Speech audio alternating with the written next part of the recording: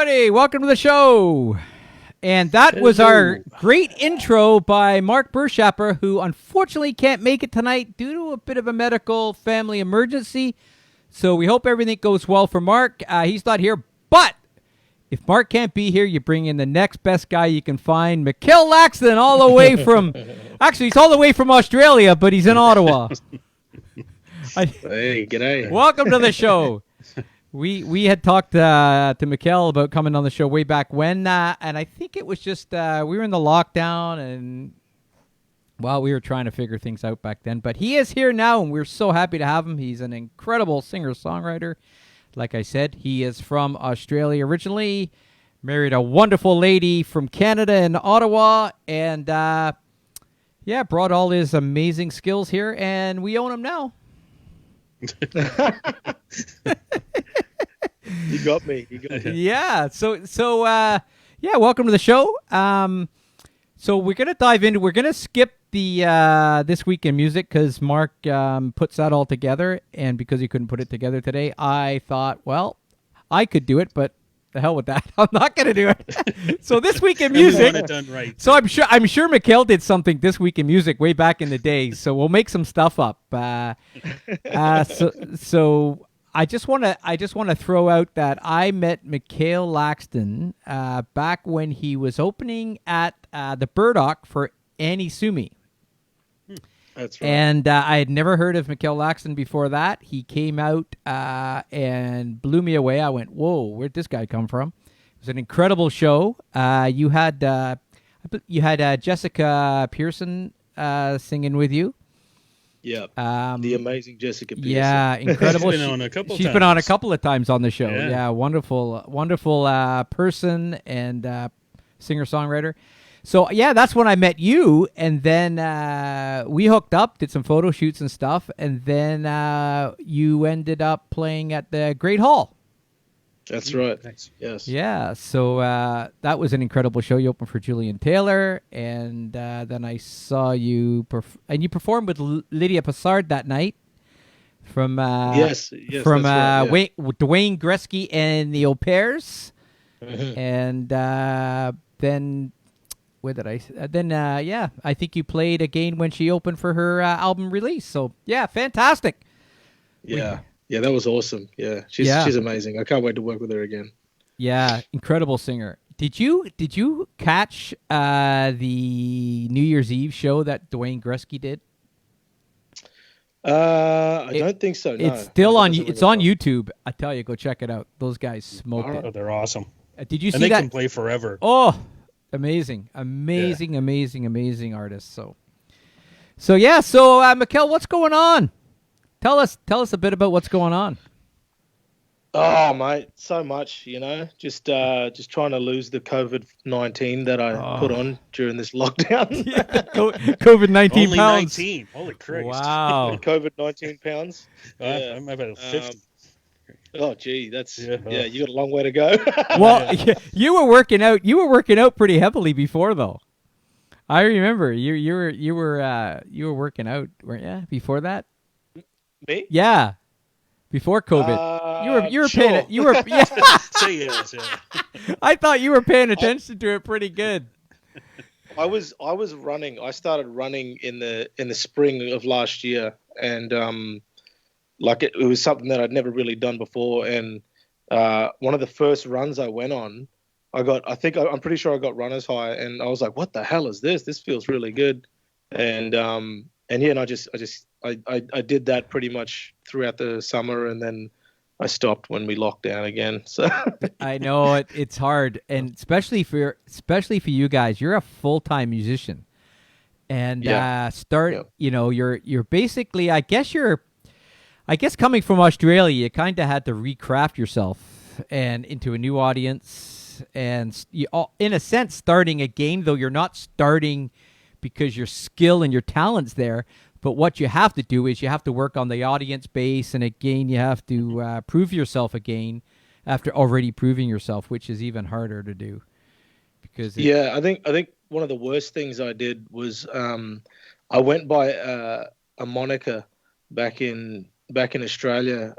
I had a stage name called Black Indie, and it did good. Like it actually like piqued people's interest just because of the name itself. Like I had people coming to festival slots that I had just based on my name alone. And but then when I came to Canada, everyone was like, "Why don't you just use your normal name? Like it sounds great. There's it's got a ring to it." And so I as soon as I landed in Canada, I quickly kind of realized that I needed to just go by my normal name. And not only that, like every time I did a show back home, it started to get to the point where people were like, introducing Black Indie, Mikhail Laxton, also known as Black Indie. So I was like, what's the whole point of it if they're going to like announce both names? So you're right. I actually had to start from scratch completely. Again, like not with the talent side of things, but you know what? I think I even had to do that as well because I entered into a different. I guess I sort of found my sound after I moved to Canada, and I had all this free time on my hands because I was like just on a visitor visa for the longest time and couldn't work. So I just like made music and eventually relaunched as Mikhail Laxton under my real name. And it was a bit of a slog, man. It was it was a slog. Holy moly, it was a slog trying to, especially coming back to Ottawa because we lived in Toronto for a little while, and then we came back to Ottawa where Leah's family's from, and this town didn't want to have anything to do with me, mate. Like, oh my god. Yeah, well, I almost quit. I actually considered quitting one day. Like that's how bad it got. Wow. Yeah, it was pretty rough. And then you come into this lockdown stuff, which is just absolutely brutal. And I hate saying it, but it's real. You just don't want to say, it's terrible talking to a musician and saying, this has been a really hard time because obviously it has. But you just have to dig deep, don't you? Has it changed or influenced your writing at all? Has it? How has this affected your writing, if at all? It definitely has affected my writing in the sense of I've got way more songs than I did this time last year, or this time the year before. Just simply having the time to experiment. And I think not only COVID has done this, but the political and social climate has really like, I think it's kind of forced us all to get in touch with our feelings as human beings again. And I think COVID in particular has forced us inside physically and I think spiritually and emotionally. Like there's a lot of stuff that I've had to deal with, that I've had to deal with over the past year. And being inside makes it worse. And it also like just forces you to kind of try and deal with it the best you can. And anytime I've had an issue in my life, I've been able to turn to music and put some kind of almost like shed some emotion into a song, so that I don't carry it around all the time. And so I think COVID has really, I think it's been an emotional year for everybody. I think it shows in my songwriting for the new songs that I've been writing and that I'm writing with people. And yeah. I think the tough part is when you are in your position, the real high comes from going out and playing. That's really what gets you through it all. Like even if you're doing a gig that's not paying a lot of money, it's a great night. You have a good audience, a good response. You go home feeling like $1 million, and it gets you through. Yeah. But you always have that energy, that connection, with the audience, exactly. which is where you get that high. That Yeah, and it's hard doing social media stuff because we all look for numbers. We cannot help it, right? Like when we started this show, I didn't really have any expectations, and I still don't, because we did it because the three of us wanted to hang out together. Mm-hmm. So we said, well, why don't we do it? We'll get a little crazy. We'll have a little fun. And I love both. This is a pretty serious conversation right now, but I love both. I love when we just throw it on the line, or we get down to the serious discussions, and you do need a balance of both. But I know for people that do what you do, your interaction comes from going out and playing those gigs. It's your workplace, but it's also the place where you get that natural high that makes it all worthwhile. It's where you know if that song you've wrote is working. Does it work in front of the crowd? Man, I tell you what, like, you guys couldn't be more right. You know, the worst part for me has been I've released music as a part of an EP, and I can't tour it, which is like the whole expectation versus reality thing is, you know, like I've always dreamed of being, you know, or for a little while I've dreamed of being an artist on a label, you know, with that kind of help and stuff like that. And, you know, I was looking forward to releasing music and touring it and connecting with people and testing these songs out in person. And I just haven't been able to do that. I mean, I had 3 gigs last year. Like, one of them was online. One of them was at this really small cafe.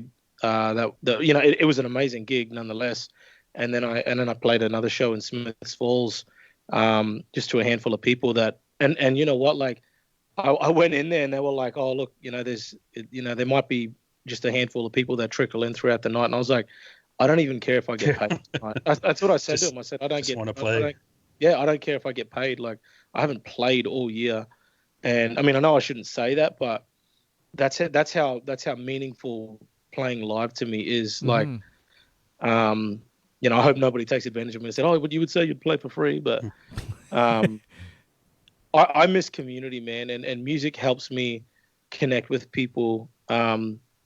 You know, it breaks down an immediate barrier when people look at me versus just coming up to say hello. And you know, when I sing a song and it touches somebody and it breaks down whatever barrier that's in the way, that for them to just come up to me and chat, that's my favorite thing in the world. And then, you know, like, you know, sometimes I make friends, and that's how I met Mark, you know. Yeah, like, that's exactly. Like, we just, you know, I was at a show and he was taking some pictures and he was like, man, we got to chat. And we chatted for a while that night.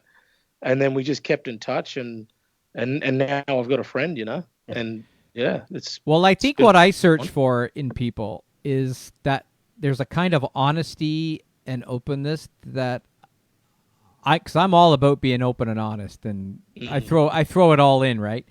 But I think that's what you look for in people, and when you find that, to me, it's a very, I guess you could almost call it a commodity, because it helps yourself when you meet people like that.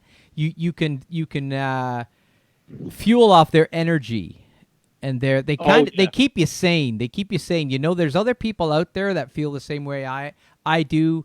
You know, we're honest, we're positive, we're doing the best we can, and I think that's what's important. I try to kind of, especially with the stuff I've done down in Uganda, it's that alone has helped me even better myself at my age. I continue to grow to become a better person, and I think that's what I look for. I look for people that help me do that. But yeah, I'm wondering, will the audiences be more appreciative now when they come back? I'll tell you this. So I got asked to do the first live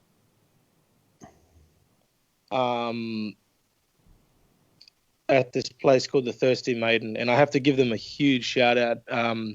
Maxime and Chinello. Chinello is this badass black woman that runs this amazing cafe in Canada.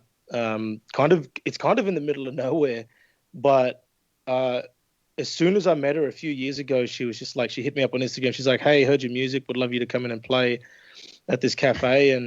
And you know, it's kind of turned into this like really cool, interesting music venue in Ottawa that really appreciates singer-songwriters. So she reached out to me last year in the summertime, towards the end of summer, and she was like, "Hey, are you gigging at the moment? Like, would you be interested in coming in to play a live show?" And I was just like, I am dying to come and play a show, like, anywhere. And she's like, "All right, sweet. Like, we'll get you in for this date." So we managed to do it. I didn't even like promote it that much, because I knew people were being a little bit, you know, touchy with going out to live shows or whatever. And I got there about an hour and a half early, and there were people there waiting already for the show. And that had come in from like 45-minute drive out of town, or 45-minute drive on the other side of town to come to see the show. There were people there that I chatted with later that were like they were just like, we just heard there was live music tonight, and like before COVID we never went to see live music, and now now that we can't, we're just taking every opportunity to do it. And so I ended up playing that venue to capacity, which was whatever was allowed at the time, but it was still pretty damn packed out. Half of the people were inside, half of the people were outside, and it was a great show. Like, and people were so much more engaged than I've ever seen them. Straight off the bat, like I didn't have to work for the audience's attention, and the conversations I was talking about it afterwards with just people that they just appreciated the fact that, one, I would come out during this time to sing some songs, because a lot of artists weren't at the time, and they were just like, we didn't even know who you were before this, and now we just, I made some fans and I made some friends, and people are so much more appreciative. And when everybody's able to do everything, there's no urgency to go and do anything. You know what I mean? And I think being restricted and being locked down like we have, people are just dying for human connection, I think. And a concert is one way to do that. I think you're absolutely right. And I think once and if and when this does kind of lift, I think people realize how much and how important music is. And I think you're going to see a big shift towards, really embracing the music, the community, because that's what it is, and I think people really appreciate everything that musicians have gone through, over this difficult time. So I think there's going to be some good at the end of this, I think so too. I've been talking to my mate Zach Jones. He's like my best mate back in Australia, and he just started gigging again down there.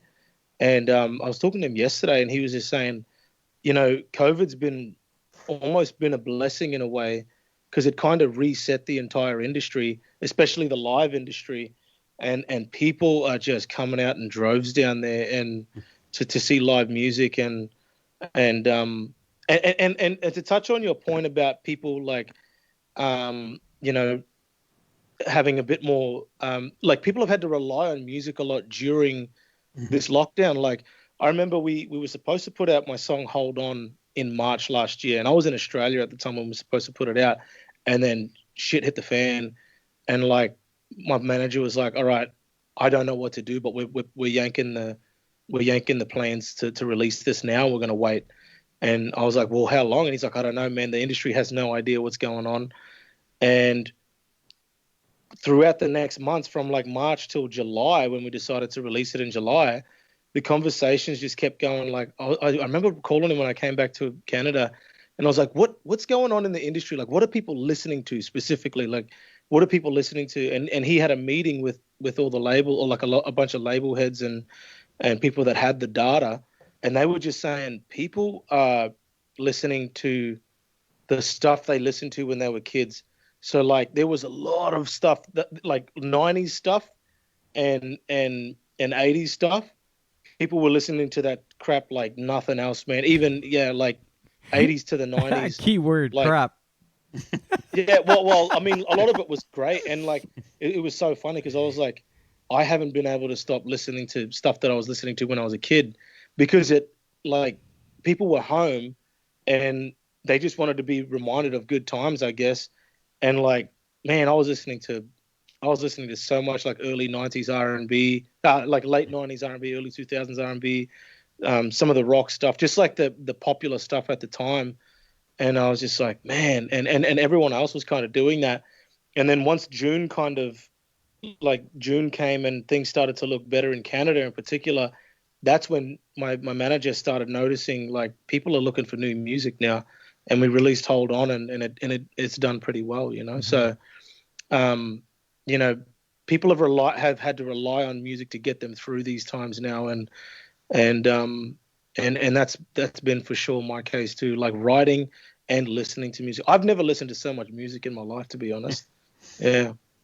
Yeah, I find it hard sometimes. I go through stages of what I listen to. I think because at my age, I've listened to so much music in the past, so much. I think some of it I beat to death, but I still gravitate towards the 70s. Anytime like the Beatles in the 70s, I always go there. That's like my little, like you said, that's where I would go if I need something to connect with. That's your comfort, right? though. Like that's what. Like well, Mikhail yeah, was that's saying. that's when I was probably at a time when, in my head, that music connects to a time when I was just discovering stuff. I didn't have all the pressures, though. At the time, I thought I did when I was in the 70s. I thought the world was coming down on me. Little did I realize that would be in the 80s and the 90s. But yeah, it's true. It's nostalgia, I think. It's just the nostalgia. Yeah, music's a great release. But the thing is, I love seeing the live shows. I love going out, and I went to see Annie Sumi the day I first saw you play. I knew I was in for a good show that night, but when I saw you, I was like, man, you can't get better than this. There's two great shows. and it was $12.50 to get into that show.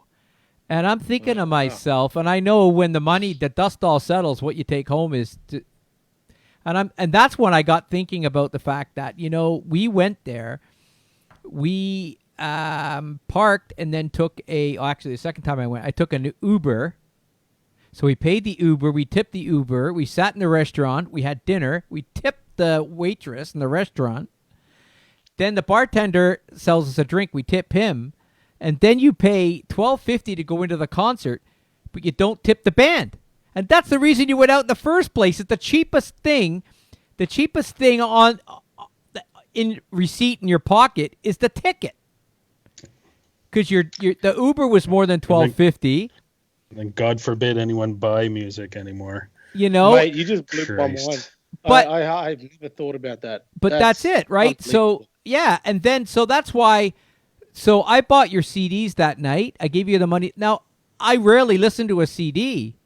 I listen to it with Spotify, but I feel so much better knowing I paid for it. And that's what I try to tell people. I said, we need to be honest with ourselves. If you listen to somebody and you like their music, forget Pink Floyd The Wall. I have Pink Floyd The Wall. I bought the album a long time ago. I have no guilt listening to it on Spotify. None at all. Doesn't bother me one bit. But if I go see you play, I pay you $12.50 and I do all that other stuff, and then I go home and say, oh yeah, I got to go check out and download all your stuff on Spotify. Yeah. You're the one who's getting the short end of the stick, and it's brutal. Yeah. I was trying to get people to change their opinion on this. Like, people, God, drop the guy $20, and that's when I was trying to come up with a system, like, where if you go to see somebody, you can tip them, even anonymously through your phone, so you can give them that extra money. You know what? If the guy's selling CDs, drop him a 10 or a 20. Even if you don't take the CD, still give him the money. It's better not to take the CD, because then you can sell it to somebody else. Let him take the $20. But, yeah, we need to change the way we treat musicians when they perform, because a lot of people don't realize still to this day the shit that you have to go through to get to that stage that night to perform.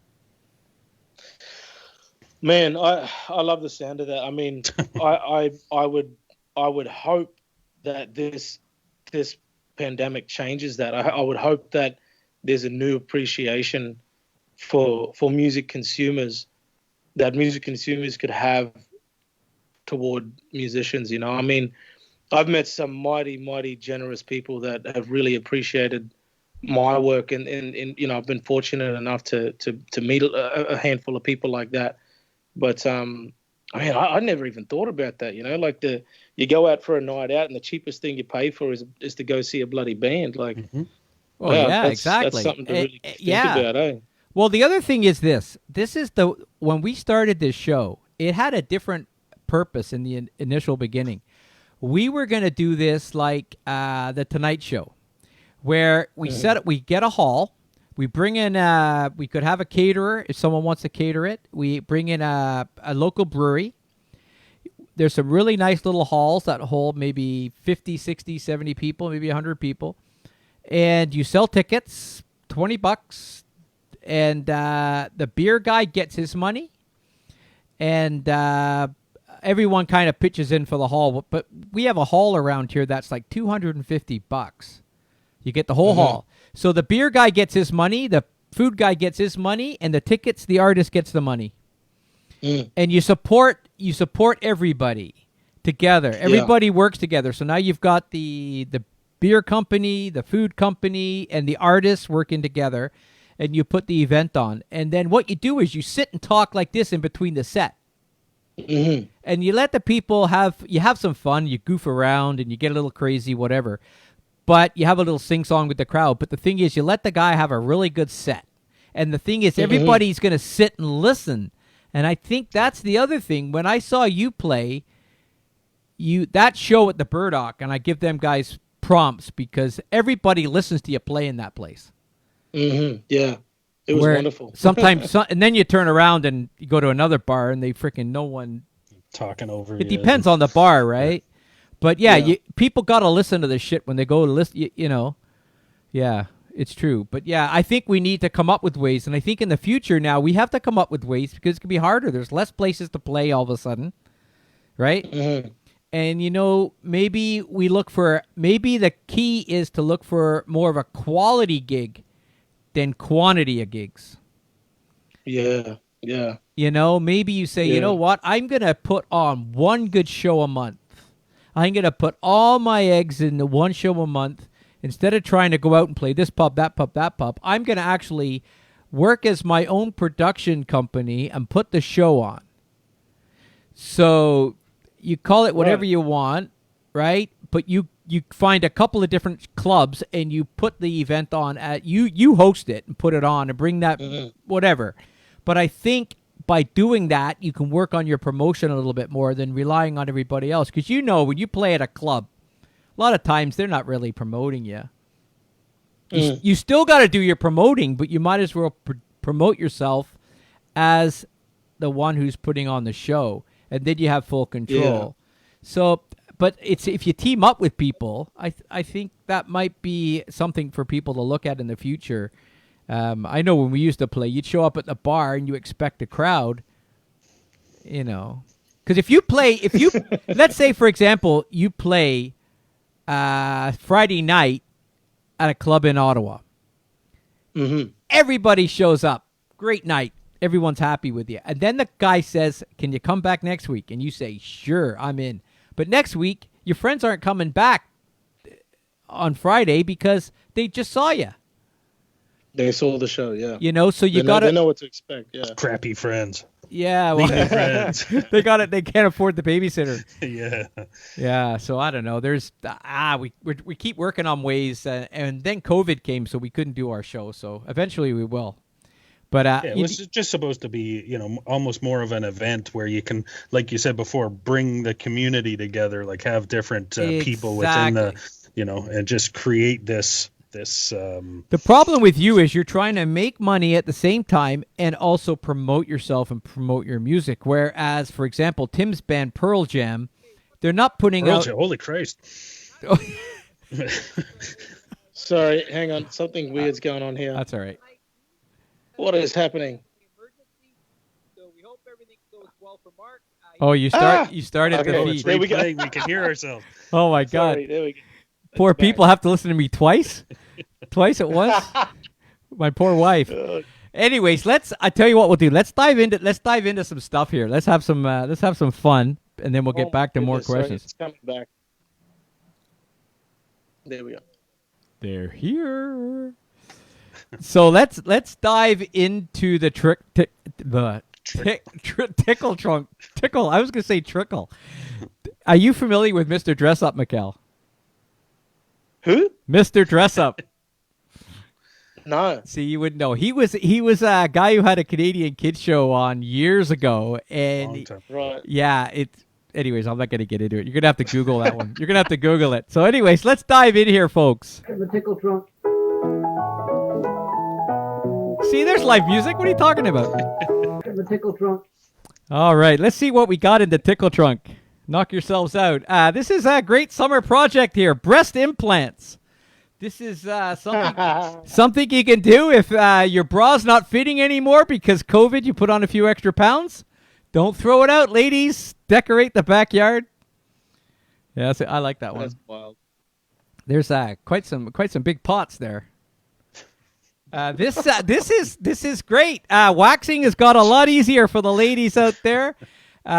People using Gorilla Glue in your hair, but you can get the Gorilla Tape. Gorilla Tape now. I've lost it. I've lost my screen. There you go. You can get it for waxing. This wouldn't be as bad, but I bet it works pretty good. I'm going to have to see if we got some. As long as they don't sue again. I'm going to have to try it. Yeah. This, when someone cuts you off, but it's all right because you're following them home. I love following people after they cut me off just to give them the feeling like I'm going to kill them. I'm going to come and get them. Yeah, I love it. It's a good job I'm not an Uber driver. Oh, this is good. Why is it when your wife or girlfriend gets pregnant, all her friends rub her belly and say congratulations, but nobody rubs your dick and says good job?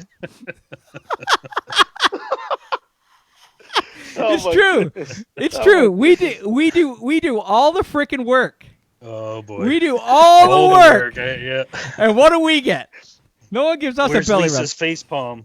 No, she's this man out here is trying to get himself killed. Oh, he does this every week. It's like playing chicken. I feel like I come on here. I'm like one of those rock climbers without a rope. You just hold on for your dear life. What are you getting me for Valentine's Day? Jumper cables, since you like starting shit. This is if Lisa's watching, this one's for you, honey. This is this see, I can give into the fact that I start things. This is there is no biblical evidence that Jesus even knew how to drive. Letting him take the wheel seems a little bit crazy. That's a good point. Yeah, you gotta think about it. They never had cars back then, but they had cars way before that with Fred Flintstone. Of course, yes, yeah. This is it. See, I told you it was a bad I told you they were a bad idea, but you had to have the heated seats. Can you guys, for those? My goodness! All right, I can see it now. There you go. It's a little corny. Amazing. It's a little corny, but It's a little corny. that's so easy. Mark would have liked that one. He has the sound effects too. So. This is pretty good. He says, "My goodness, one little Google search, and now all the ads in my feed are for arsenic and cyanide." Oh, that's it. You got it. You got to be so careful now, right? What you're like, yeah. If you're out with your friends and you decide that you're gonna start, especially if you shared Facebook and you're out with your friends and you said, hey, your friends started talking about divorce. Let's say your friend started talking about possible getting divorced, and you got your phone on.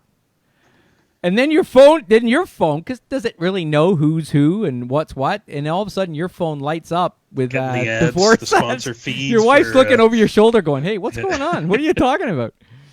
What's going on here? Yeah, you got to be so careful. This is good. This is not going to end well. Oh, gee. For all you dog lovers out there, I thought this was pretty good. Yeah, like, I want that, but it's on his face. I have a little Chihuahua. I don't even need a bone in my nose, and it wants to rip my face off. This is it. You're smiling. I've been watching some alien stuff lately, and you're smiling. This abduction isn't terrifying. Honestly, I'm just happy to get out of the house for a bit. Yeah. Anything but being inside, eh? Yeah. This is. I just watched. Have you seen the movie Fire in the Sky? No. I think I have. It was 1993 movie, and it was about James Walton. I just listened to him on Joe Rogan. He was the guy who apparently got abducted by aliens, and all the guys in his logging crew saw it all happen. They saw him get beamed up and stuff like that. but I don't know. I don't believe him, though. When a cougar gets so old, she needs a hearing aid. she becomes a deaf leopard.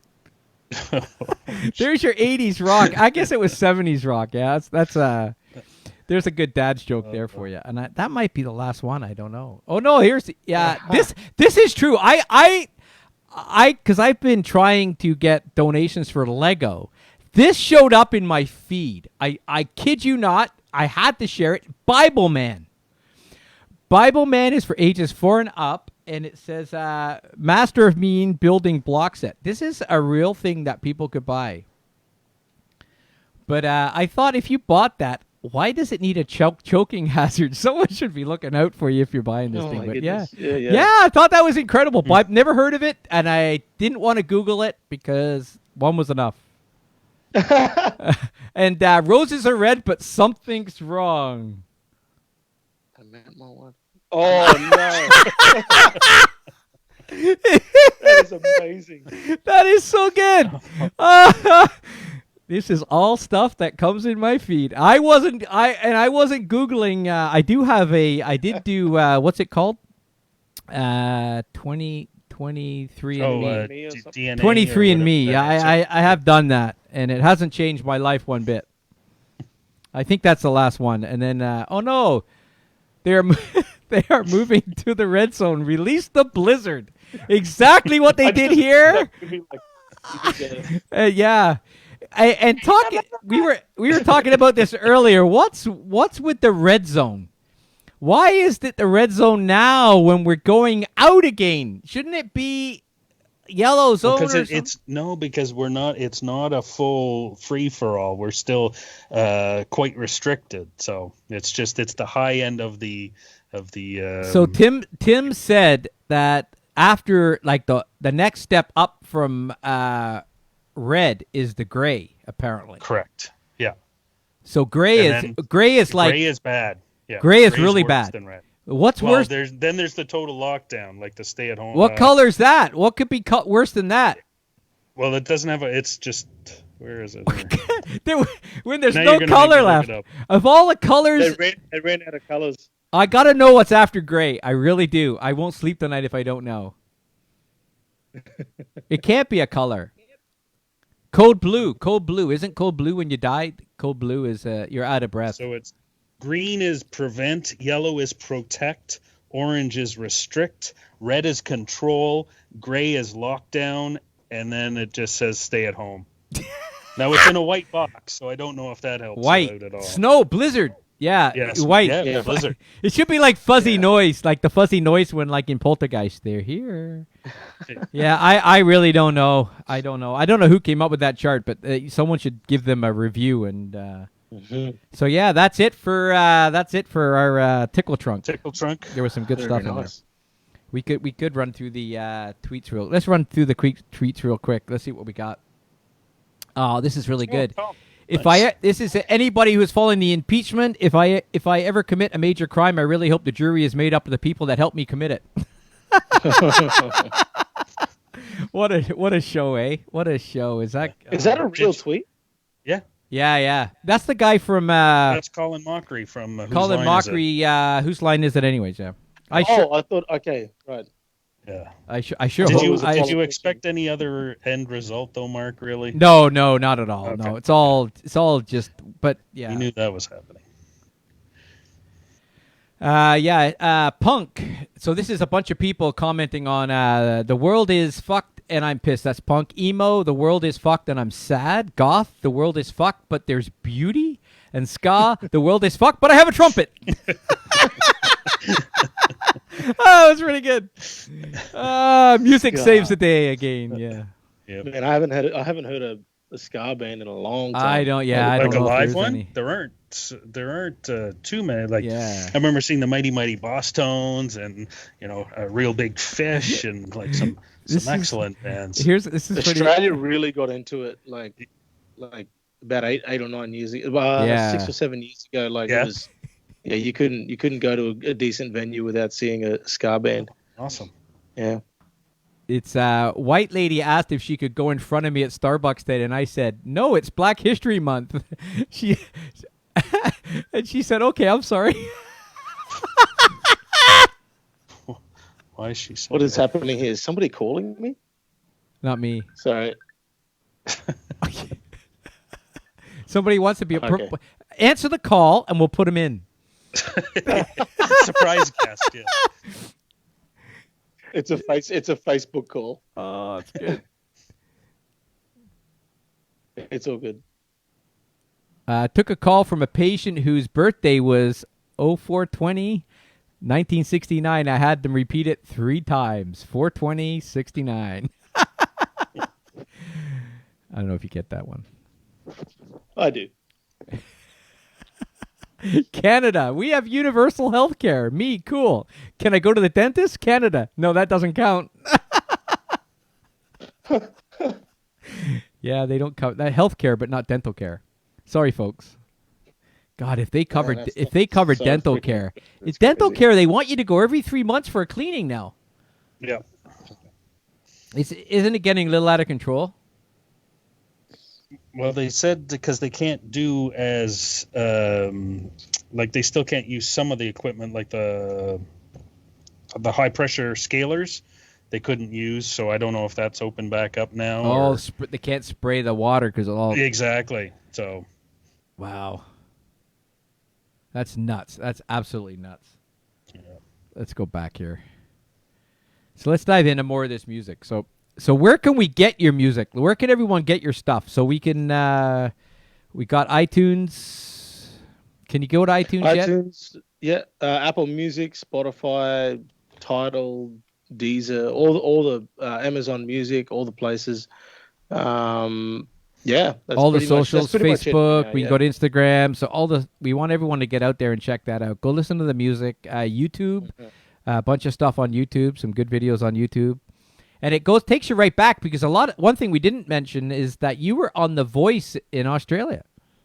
That's right, yeah, back in 2015. Yeah. 2015, and that's not. It doesn't seem like a long time ago, but it might feel like a long time now because you've come to Canada and all that. So that must. Does it feel like a long time ago?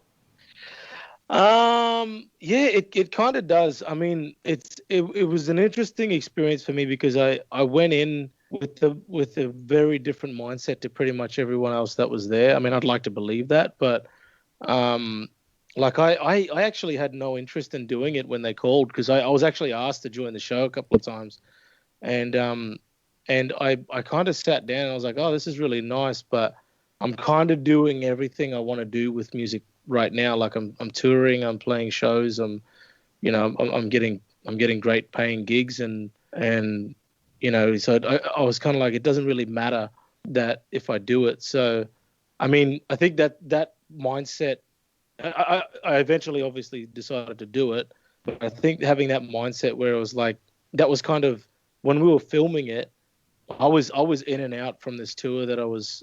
Ironically, I was touring with a Canadian reggae band at the time, just filling in for their guitarist. And we were like all over the shop, all over Australia. And I had to fly in from one place to Sydney where they were filming and then fly out to another place to meet them back up on the road.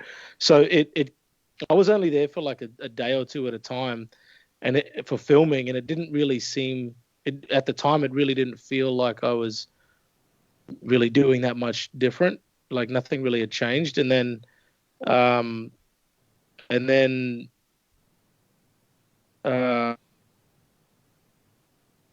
when the show finally, it was great. I was still touring and everything, but I managed to book a lot more gigs at that point, and a lot more bums started filling up seats. But as soon as the show aired and it was done, and I was kicked off the show, like the interest just falls off immediately. So and I didn't really mind. I didn't really care because I was still busy. So I think having that mindset that I went in, that like this was just, I kind of knew it was always going to be a very small part of my journey, and so it actually does feel like a very, very long time ago.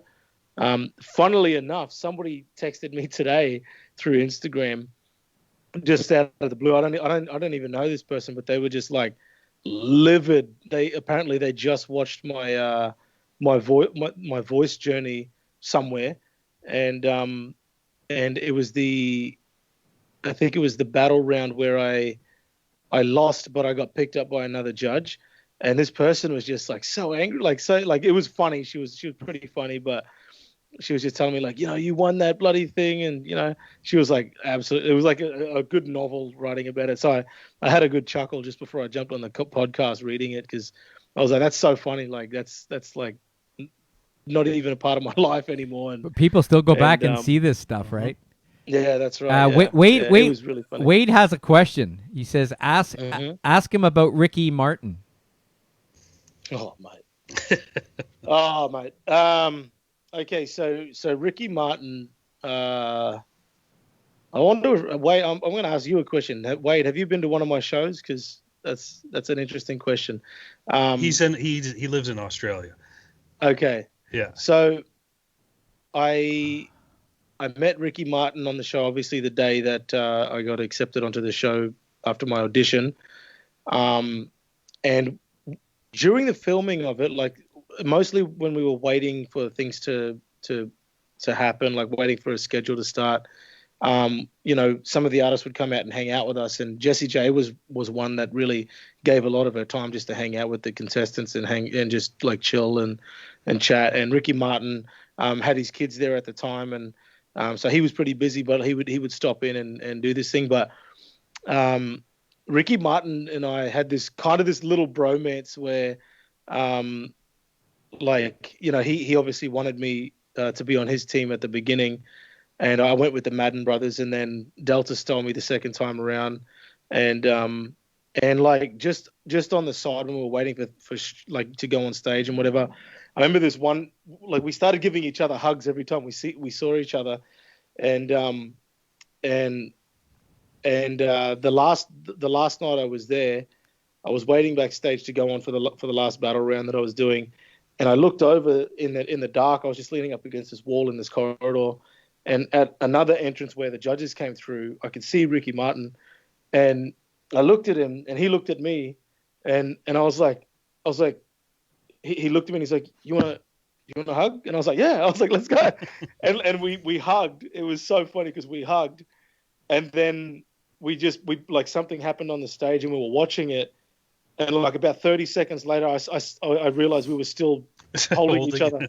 And like my head was on his chest. and I was like, man, like, and I'll tell you what, man, that bloke is far, like, exceedingly more handsome than he is on TV. Like, and he's a wonderful person. He's a wonderful, wonderful person, and amazing guy, really amazing guy. So yeah. my question is, I don't know if you must have watched The View before and all that kind of stuff, or been aware of these types of shows. Was the show, the experience, what you expected it to be? I honestly didn't have any expectations. Like I was so busy at the time that, like, I didn't have time to think about it too much. But when I was there, I was like really giddy and excited, and I was just wondering what it was going to be like. And I really can't put an expectation versus reality thing to it, because I just had no idea what I was in for. And I guess I did have one expectation of, like, we're going to be hanging out with the judges like all the time, and that's just not the case. So, oh my God, my mate is calling me again. Hang on, I just got to text him it's on the, a podcast, bro. Mikhail Laxton fan club calling. Yeah. It's happy hour. Yeah. So, I mean, the only thing I can say about the experience is it was absolutely amazing. I didn't understand a lot of the other people's attitudes on there. Like, we were getting paid to be there, because obviously it was taking us away from gigs that we had probably planned, and we were fed every time we were there. We had this amazing catering company down in Sydney. I can't even remember what they're called, but the food was amazing. We stayed in this amazing hotel. And like, I remember having meetings where, like, lawyers would come in and chat to some of the people, and, like, people just had these weird attitudes about it. Like, it was just like the contestants were like, oh, like, I don't know what it was, man, but they just had some really weird. Well, they were there for negative you guys were attitudes. there probably because you're there for a different. You were there for the opportunity came up and you said, "Sure, I'll do it, whatever." But the other people, I Yeah. mean, it could have been their dream to be on that show, and they figured they Yeah. were going to become famous. They hadn't done the math yet and realized that after it's over, it goes back to normal, right? So, Well, yeah. I mean, yes and no, because like the attitude that really struck me was the contestants. This was like before we even filmed an episode, like before we even filmed the bloody auditions, and there were lawyers that had been hired by The Voice, I guess, that were there to represent the artists, and that just to be like, if anything comes of this for you, like, in regards to the label deal or whatever, like We want we're gonna sort 40%. out all this stuff. Yeah, but the people that were like trying out for this kind of were treating it like they had already like become famous, and they were just expecting stuff like a kind of like a douchey musician that rocks up and just requests the most ridiculous things in the green room, and if they can't get it, they were like, well, do you know who I am? It was kind of like that attitude. Well, I And it's think like, if you, I mean, the first step is getting on the show, and for some people that's the achievement right there. They think that's it. Like, as long as I'm on the show, if I get on that show, I've made it. And I guess in a sense it's kind of good because they haven't set the bar too high, because after that, the next bar is to win it. I guess it's like some people they say that about hockey teams, right? They get to the championship. They get to the, I don't know, the semifinals, and it was such a fight to get there that they kind of almost settle for that to be their championship. So maybe these kids getting on that show, for some that's the experience, That's right? it. Yeah. Plus, like you said, they're getting treated like stars. It was also the older contestants too. Some of the older contestants were the ones that mainly had these things. Like a lot of the youngest contestants, like 18, 19, they had nothing to say, because this was like the biggest thing they were ever going to do at this point, Yeah, for sure. And most of these, like some of these cats were just coming out of high school, so they were fine. It was the mid-20s to the 40s that like just had some really weird like just hearing how they spoke to these people was just like, man, like I remember this one cat came in that he just walked in, brought his manager with him, which wasn't supposed to do, and they started wandering around on set, like they were told specifically not to wander around on set and like look at things, and they just started walking around like they bloody owned the place, and the kid walked in with like sunnies on, wouldn't take his sunnies off, and just had this swagger about him that was just like, I'm about to fuck shit up, and he fucked it up all right. They got rid of him right there and then, like literally, like he walked in, spent about an hour there, and they were like, oh, that's what happened. The manager was there, and the kid started walking around the set and like just wandering around places where he was told not to go. And one of the staff members and the crew members of the show, like a number of times, had to come up and be like, hey, look, you can't be here. You can't be here. And the manager literally would like get in the way, and he would be like, no. Don't talk to the talent. You talk to me. Don't talk directly to the talent. The talent. Don't talk to the talent. And I was just like, and then the crew member, who wasn't like really high up on the rank of people that were there, like they were just kind of like, pulling leads or security or whatever. And they just went like you saw this happen, and then all of a sudden you see these two security cards come back, and they're like, hey, like you're off the show, like catch you later. And they didn't even get to audition.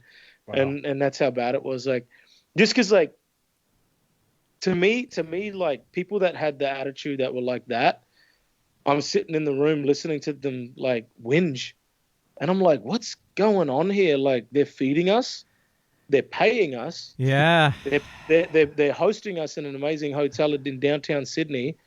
Like we get a daily allowance, for goodness sake.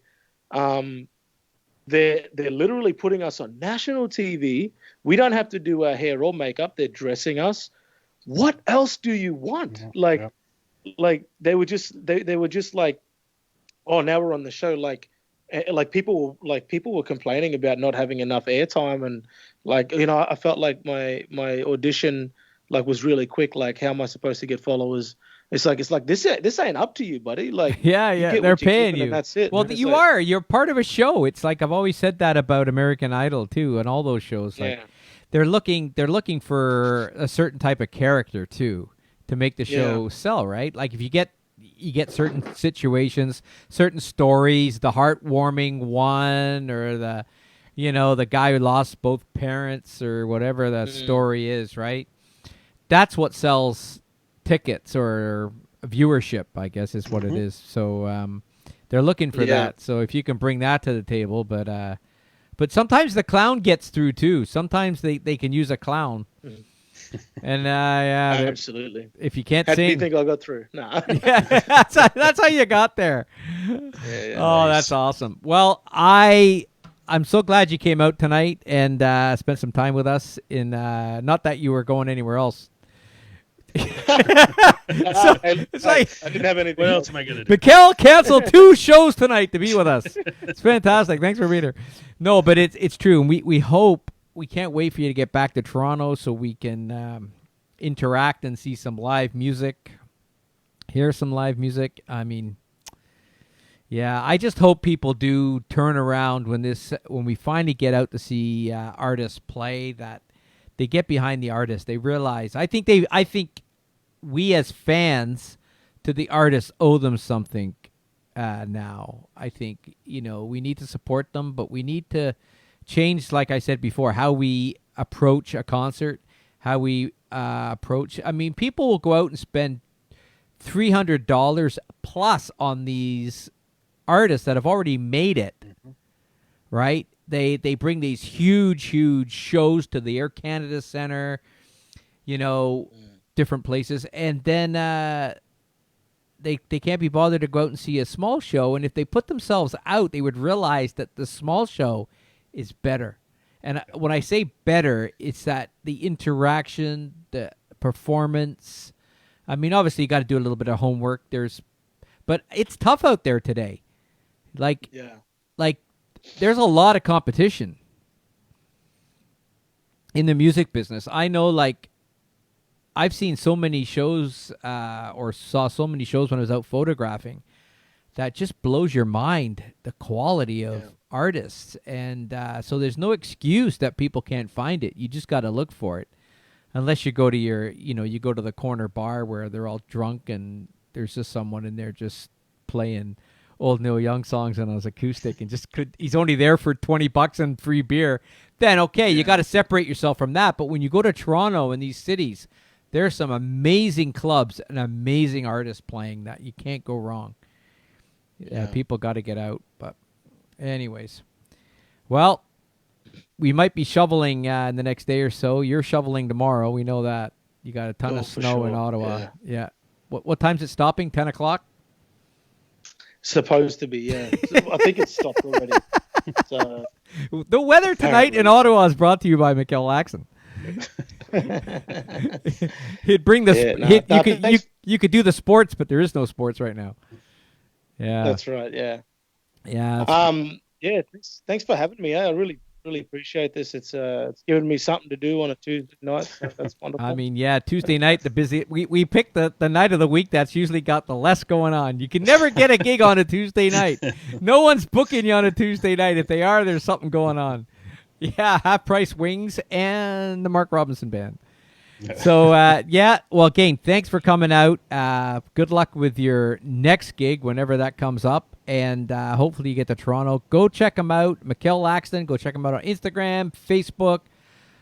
Yeah, sure, go to Spotify. But go buy the music. If you listen to it on Spotify, you always say go buy the stuff. Listen, convenience is great, but go support an artist. Download $10, get some songs, and support an artist. Mikhail, it's been a pleasure. Thanks for coming out tonight. Absolutely. Tim, as always. Mark, hope everything worked out with your dad. We'll have Mark back next week. And, yeah, we're out of here, guys. Thanks so much. See ya. Stay safe.